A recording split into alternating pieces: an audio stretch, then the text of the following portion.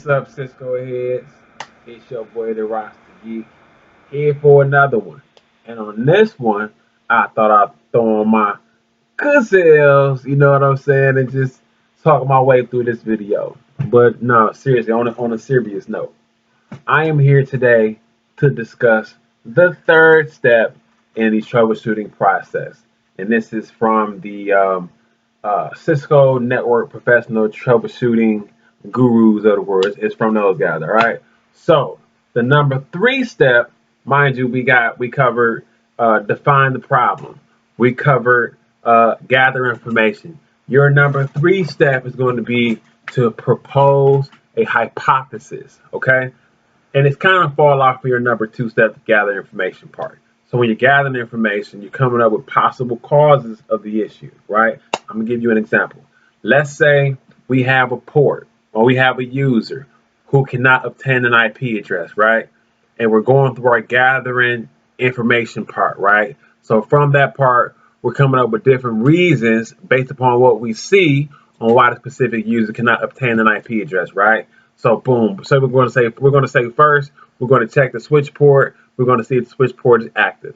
If or not that switch port is up or down, we're going to say, okay, one hypothesis is this switch port is admin down. We could probably admin that thing up and it might come up. That could be one hypothesis, right? We can also start with, okay, the MAC address isn't being learned on the switch port. We could probably, I don't know, maybe we can check for port security to see if that's enabled. That's another possible hypothesis, okay? We can also go through and say, okay, maybe port security is turned up and maybe it's restricted to port, or maybe it's BPDU guard turned on, or something like that. We can look at spanning tree, port fast to see if there's any type of inconsistency or something like that going on with the port, right? But you want to, when you're gathering your information, you want to get to your point where you have so many possible things that can cause your issue, right? And so when you're basing your hypothesis, you want to say, okay, of these choices that I picked, I'm going to select the top one or my first one or the one that I feel like might be the one that's really causing this issue. We're going to roll with that one. And then we're going to put our hypothesis to the test, right?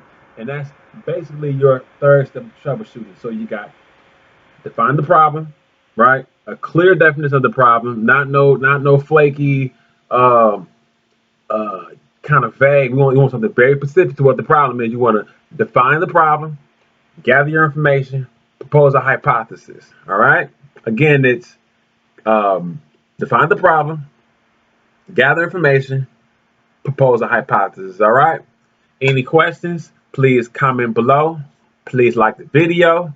And as always, it's your boy, the Rasta Geek. Peace.